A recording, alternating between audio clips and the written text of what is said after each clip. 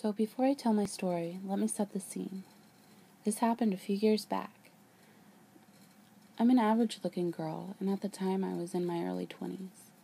I'm fair-skinned, and back then I had long, wavy, dark brown hair. Maybe I was pretty if you squinted. I'm just above average height for a girl, and have a pretty average build. This stuff isn't that important, at least not yet. It was Christmas time, and I was coming home from work. I hate working during the Christmas season. Being in customer service is the absolute worst, because no matter what happens, it's always your fault. I had just worked the last 10 days straight, and was looking forward to the next day because I was off, which was why I wanted to get home so badly. At my work, we wear Santa hats, in addition to our regular uniform for some festive cheer. Normally, I take my hat off when I'm on my way home, but on this day I was feeling lazy. I'm not sure if that had anything to do with what happened, but maybe it did. I commute to and from work because I don't have a car, and parking is super expensive. I was waiting at the train station, looking at my phone, when a middle-aged Middle Eastern man approaches me. "Hello," he said. He had a very heavy accent. I glanced up from my phone. I didn't really want to talk to anyone. I had spent the last several days doing nothing but be around people, and honestly, I'd had enough. All I wanted was to be a hermit and to drink a bottle of wine or two, but for some reason I responded, "Hi." "I like your hat." "Thanks." I looked back at my phone. I could still feel the man's eyes on me, but decided to ignore it. Hopefully he would get the hint and move on.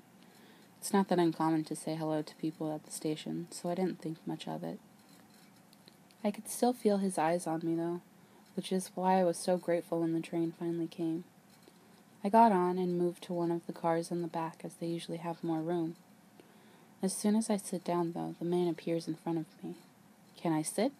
he indicated to the seat next to me. Okay. I should have said no, but I was tired. I didn't have any energy left in me to argue about anything.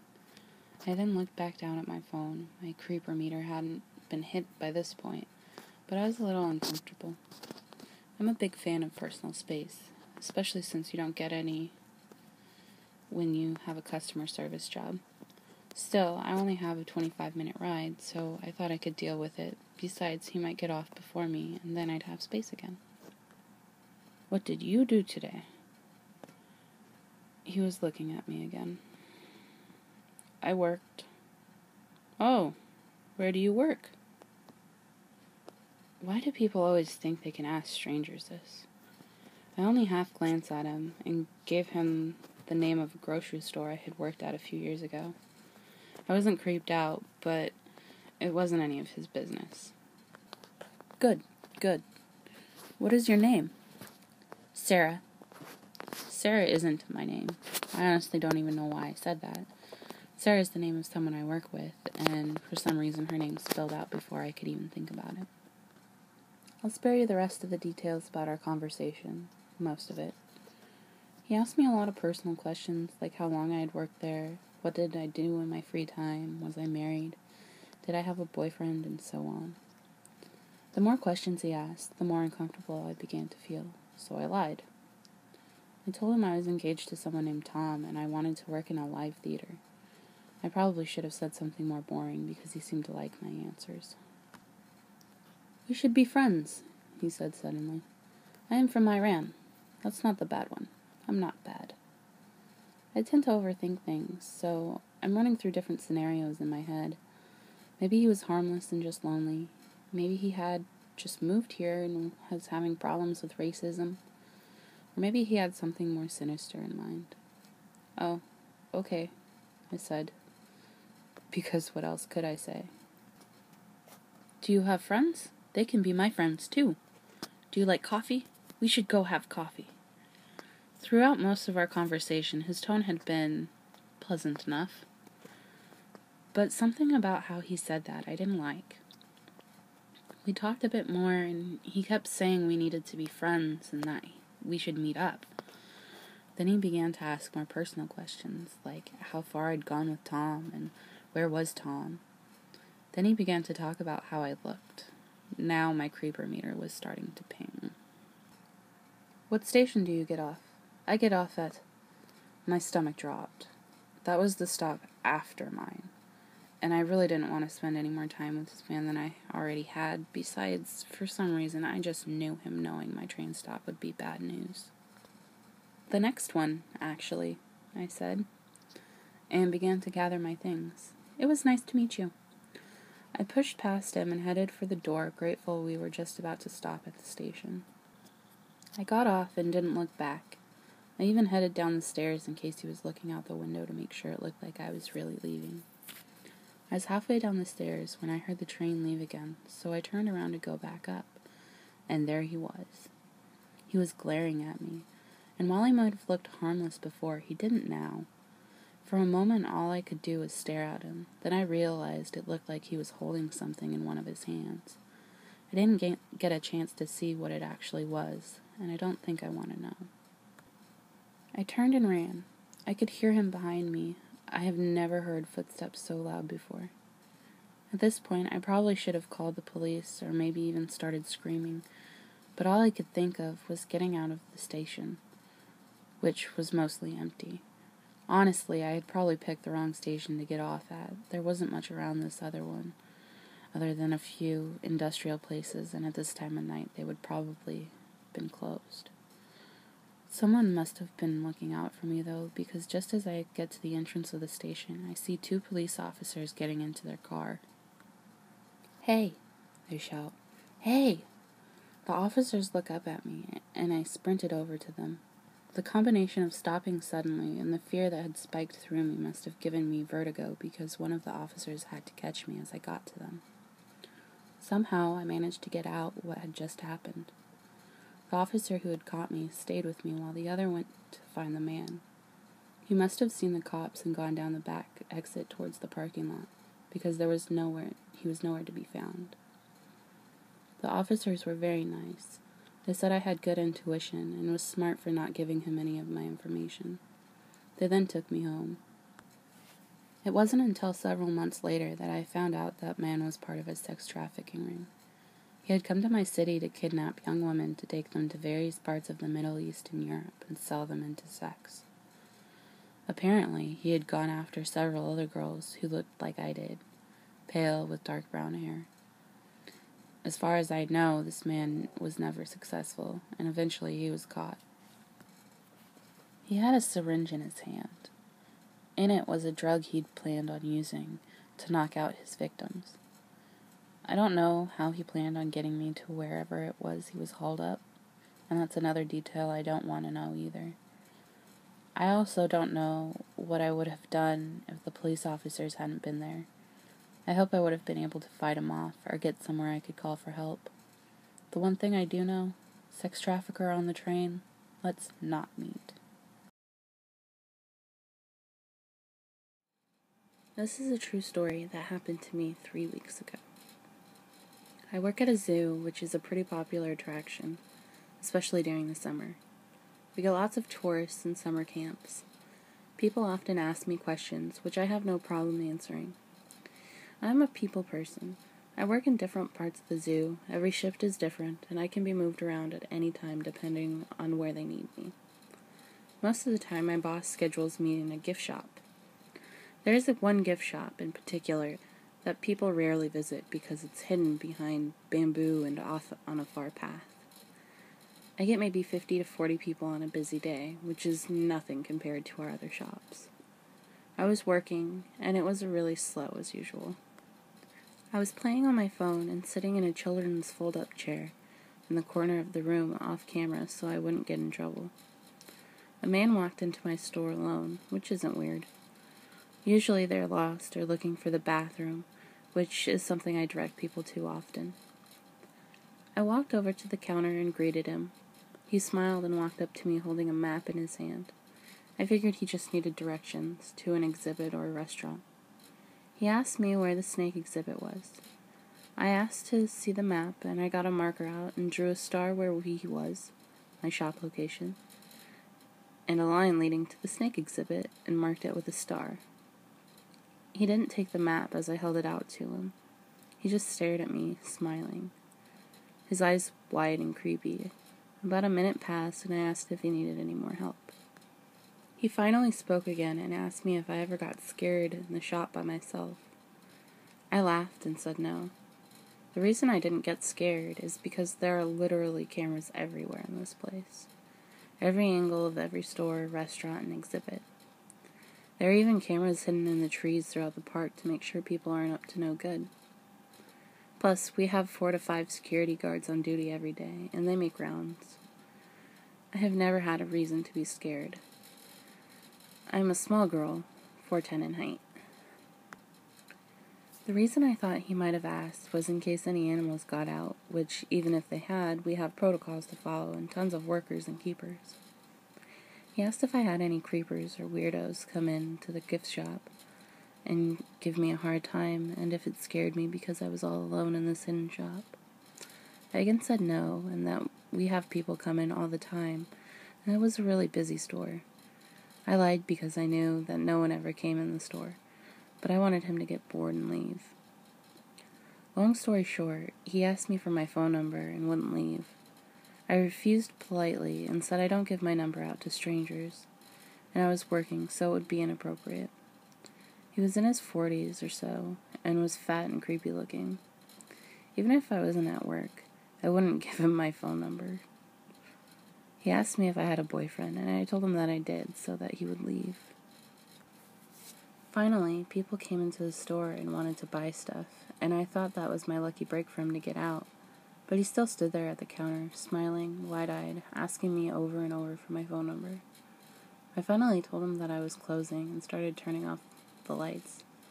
But really we had another hour open, and I just wanted him to leave. And he finally did. I got home and forgot all about him.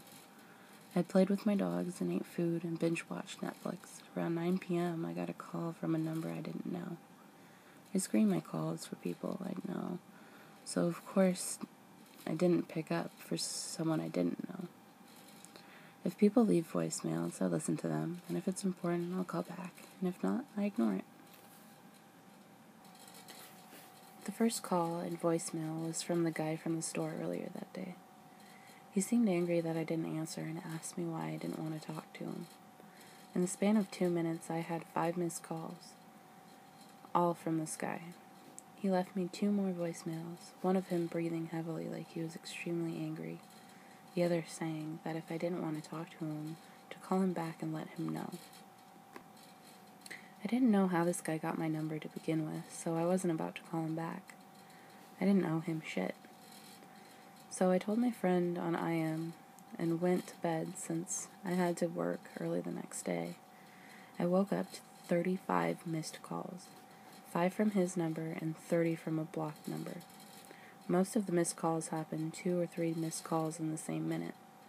I had 4 text messages from his number. The first said, "Why don't you want to talk to me?" The second said, "Why are you ignoring my calls?" The third said, "If you want me to leave you alone, say the word." And the last one said, "Are you working today?" Afraid he would come to my shop again, I texted him back saying that he was a nice customer and I was happy to help him with the directions to the snake exhibit, but that I had a boyfriend and I wasn't interested. I lied, I don't have a boyfriend. And I also asked how he got my number, since I know it wasn't on any social media. He avoided my questions and kept calling me. I didn't answer any of them. He texted me back asking why I was leading him on and why I was wasting his time. I didn't know what to do. He wouldn't leave me alone and was scaring the shit out of me. I called in sick for the next couple of days because I was afraid he would again come into the shop and hurt me. I didn't know what this guy was capable of. I mean, we only had that one encounter in person, and then he goes off on me and stalks my phone. I finally blocked his number, but it doesn't stop him from calling my number by blocking his. It's been 3 weeks and he calls me 20 times a day on a blocked number. I know it has to be him because before all of this happened, my phone never went off. I am afraid he'll come back and hurt me. He still calls me every day, multiple times a day, leaving me messages of heavy breathing and muffled yelling. Creepy guy from my shop, let's not meet again.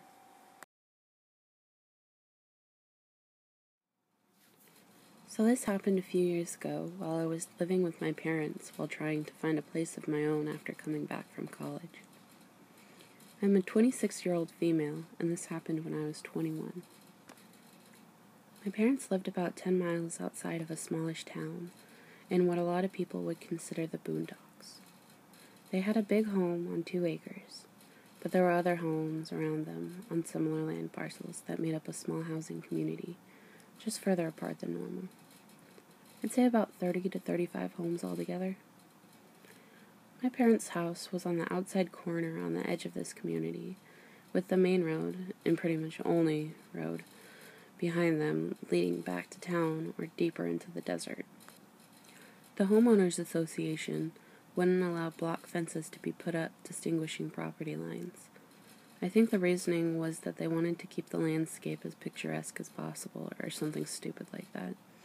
But we had a lot of problems with people parking on the road behind our house at night, and walking the 100 yards to our porch and stealing things like lawnmowers, quads, tools, etc. Well, one weekend my parents were out of town and I had the huge house to myself, so I came home from work around 10 p.m. as usual and opened the door, closed the door and locked it, and then stepped to the house alarm keypad, which was beeping for the allotted time to enter the code before it started going off in sirens throughout the house. Now, this alarm is not connected to anything that alerts the police. Its sole purpose is to just alert us if someone tries to enter or exit. I disarmed it and then pressed stay so that it would set without the motion sensors and only go off if the window and door were opened. So here's the thing. It won't arm if a door or window is open, and we have had problems with the sensor not connecting on the door that I had just used. That's why I'd locked the deadbolt immediately, because it shifts into place and allows the alarm to be set. But I was looking at the locked door next to me and thinking, what the heck is going on? So I opened and closed and locked the door again and tried to see if the alarm will set. It doesn't. Then as I'm calling my brother, who lives 10 minutes away, to troubleshoot this stupid alarm with me on the phone, I notice that it starts flashing the number 32, which indicates which door or window is open. That's the number on the back door near the dining area. But the creepy thing is that the alarm was set when I walked in 2 minutes beforehand, so it had to have just been opened. I'm still on the phone with my brother as the pieces start clicking in my brain, and I tell him to get over here ASAP because I think someone's in the house. As I hang up the phone so that he can call my other brothers, who all live within 10 minutes as well, I hear a door shut quietly, so I set the alarm for stay, so I'll know if they try to leave. The alarm immediately sets as usual. I should also note that I carry a gun in my car with me, but I never leave it in my car overnight, and just usually carry it into the house with me when I come home at night. So I backed myself into a corner where I could view all of the doorways and windows and kept it at my side while waiting for my brothers, who should be arriving shortly. All 4 brothers arrived and entered different doors, and the alarm starts going off with a loud siren noise, and one brother asked if I'm okay, and I said yes, but I think someone's still here. Then we heard another brother yell for help, so we haul ass around the house to see a tall figure sprinting out from the patio door across the lawn towards the main road. He had had a big head start, and as we all chased him, we saw him fire up a car we didn't notice before in the darkness and hightailed it out of there. We filed a report with the police, but nothing ever came of it. I don't know his intentions because nothing was taken or disturbed. We figured out he had hid on the staircase leading down to our basement when he finally got inside because we found muddy footprints that stopped about 5 steps down. But he had to have been watching the house, or me, or both, in order to time his stealthy entrance. I didn't realize how shaken I was until after the adrenaline wore off, and the fact that he could time something so perfectly leaves me a little unnerved. But I stayed with one of my brothers until my parents got back from their trip, so luckily I didn't have to be there alone again. So, to the man that I semi-trapped in my house, who wasn't supposed to be there in the first place, let's never meet.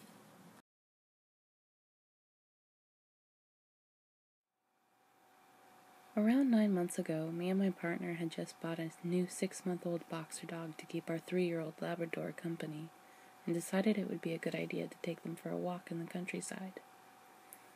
We live close to a large city called Hull, in northeast England, and decided to go for a walk in a rural-ish area north of the River Humber that ran through to the sea.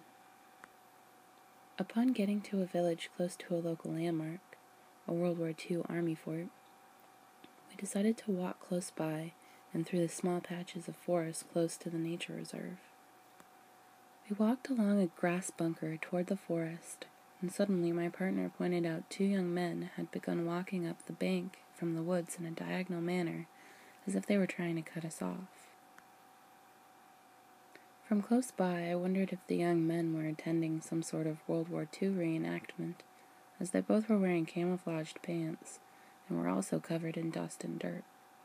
I thought nothing of them both, as I was sure they would pass us, but as they grew closer, it appeared they were aimlessly walking towards us.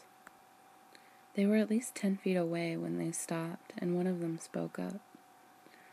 The way he spoke still bothers me to this day, as he seemed to have a disregard for manners or even trying to make sense. The young man wanted to know where we were planning on walking, and we told him we weren't really sure, and would just see where we ended up. The young man looked disappointed by this, and suggested that we should take his route, which went through the forest to what he described as a great place to sightsee and sit, as there are benches to sit down. While the young man was telling us this, the other boy kept watch on our 2 dogs almost constantly, as if he wanted to make sure they were always in his sight at all time. We did not have much knowledge of this area, and had not seen any other dog walkers, so we took the young man's advice after they pointed to an opening in the woods, and so we walked on. The woods cast out about 30% of the sunlight, and as I looked back, I saw the young men had not walked off, but were watching us walk into the forest.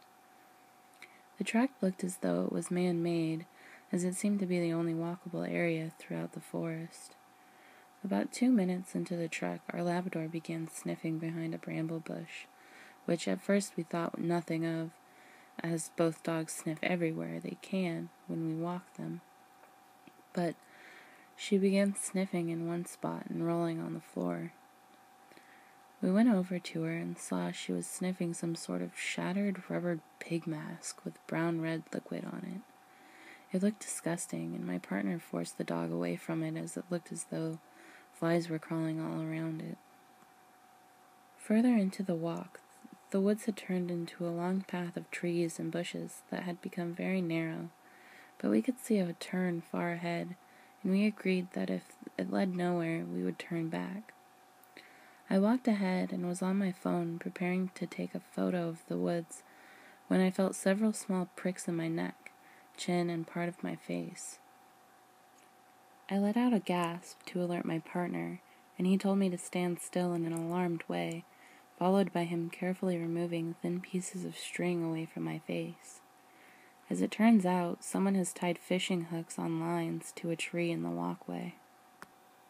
It's safe to say that we were both terrified, confused, and angry after this point, and hurried back to the car and left back to home. I don't want to sound cliché or anything, but as we drove off, I swear I could see someone through the back mirror peek out into the road. I don't know 100% whether or not the person who laid out the fish hooks were the people we talked to, although it would make sense.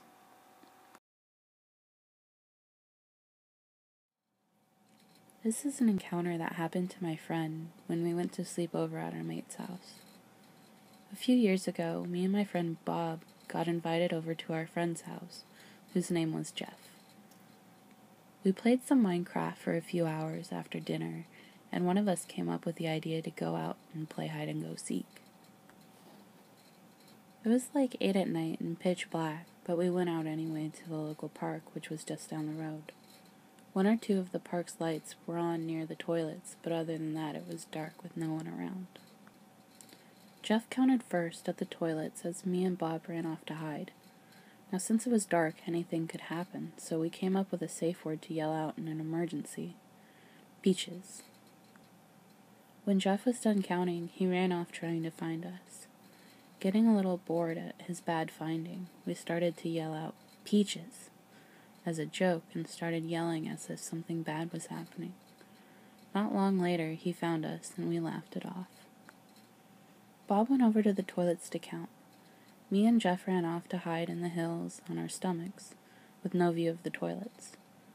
Now this is where Bob's perspective picks up. He stood at the quiet toilet block, counting down from 50 or whatever we set it to. A car drove past, but he thought nothing of it as there was quite a few houses around. 10 seconds or so passed, and the car drove past again, stopping this time at the toilet block. To Bob's description, a middle-aged man with a jacket and a red cap walked out of the car and looked at him for a few seconds. Bob didn't know what to do, but just looked at him, as he had no idea what was going on. Then the man started to walk towards him. "Peaches!" me and Jeff yelled in the distance, obviously joking around. The man in the red cap paused, turned around, and walked calmly back to his car to drive away. Bob ran over to us at once, shit scared, and told us the story. We went back to the house straight away to keep playing Minecraft.